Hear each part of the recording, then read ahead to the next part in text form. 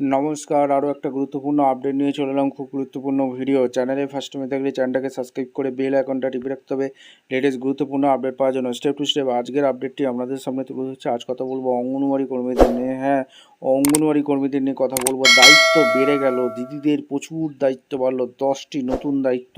কী কী update উঠে আসছে সমস্ত এই প্রতিবেদনে বলবো। অফিসের নির্দেশ আপনাদের সামনে তুলে ধরবো। কী কী কাজ করতে হবে সমস্ত কিছু বলবো। চ্যানেলে ফার্স্ট টাইমে থাকলে চ্যানেলটাকে সাবস্ক্রাইব করে বেল আইকনটা টিপে রাখতে হবে লেটেস্ট গুরুত্বপূর্ণ আপডেট পাওয়ার জন্য। স্টেপ টু স্টেপ আজকের আপডেটটি আপনাদের সামনে তুলে ধরছি। আচ্ছা, এর আগে একটা নোটিশ আমাদের দিয়ে দিয়েছিলাম, অঙ্গনওয়াড়ি কেন্দ্রদের ম্যানেজিং কমিটি গঠন হবে, সেইটাই একটা বিজ্ঞপ্তি প্রকাশিত হয়েছে। অঙ্গনওয়াড়ি ব্যবস্থাপনা কমিটি অর্থাৎ এএমসি গঠন সংক্রান্ত একটা প্রস্তাব রেজুলেশন দেওয়া হয়েছে। মিশন সক্ষম অঙ্গনওয়াড়ি পোষণ 2.0 অধীনে আপনার এডব্লিউএসের নাম, কোড, সেক্টর, গ্রাম পঞ্চায়েত, প্রকল্প, আপনার জেলাটা এখানে কিন্তু দেওয়া থাকবে। ঠিক আছে। আচ্ছা, তারিখ এখানে দিয়ে দেবেন। রেজুলেশন ফর্ম যেটা বার করেছে সেটাই আমাদের সামনে এক এক করে রাখছি। আচ্ছা, আজ উপরোক্ত অঙ্গনওয়াড়ি কেন্দ্রে উপস্থিত সংশ্লিষ্ট সদস্যবৃন্দের সভায় মিশন সক্ষম অঙ্গনওয়াড়ি অ্যান্ড পোষণ 2.0 অধীনে প্রতিটি অঙ্গনওয়াড়ি কেন্দ্রে অঙ্গনওয়াড়ি ম্যানেজমেন্ট কমিটি এএমসি গঠনের বিষয়ে আলোচনা করা হয়। এএমসির উদ্দেশ্য হলো অঙ্গনওয়াড়ি কেন্দ্রে কার্যক্রম সম্পাদনের অংশগ্রহণ বৃদ্ধি, পরিষেবা প্রদানের মান, স্বচ্ছতা, জবাবদিহিতা উন্নত করা। কী কী কাজ করতে হবে আমাদের বোঝাতে পারছি। অঙ্গনওয়াড়ি কর্মীকে তার দায়িত্ব পালনের সহায়তা করা। আলোচনার পর সর্বতিসম্মত সিদ্ধান্ত গৃহীত হয় যে সংশ্লিষ্ট এডব্লিউসির জন্য নিম্নলিখিত 7 সদস্য বিশিষ্ট মহিলা থাকবে। ঠিক আছে। প্রথমেই বলেছিলাম একটা নোটিশ প্রথমে একটা দিয়ে বলা হয়েছিল, সেই ভিডিওটা করা হয়েছে। যারা এখনও দেখেননি অবশ্যই দেখে নেবেন যে 7 সদস্যর একটা কমিটি গঠন করা হবে।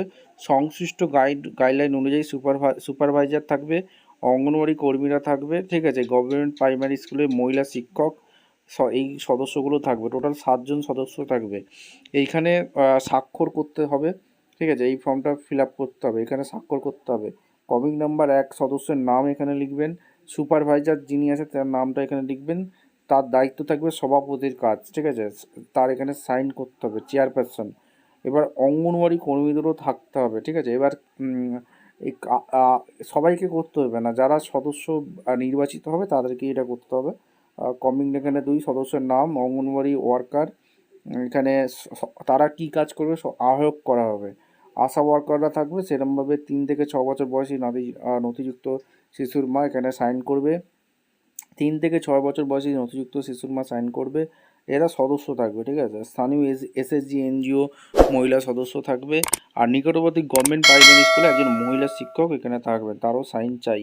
সবাই গৃহীত সদস্য সিদ্ধান্ত কী হয়েছে, এএমসি প্রতি 2 মাসে অন্তত একবার সংশ্লিষ্ট এডব্লিউসিতে সভা করবে।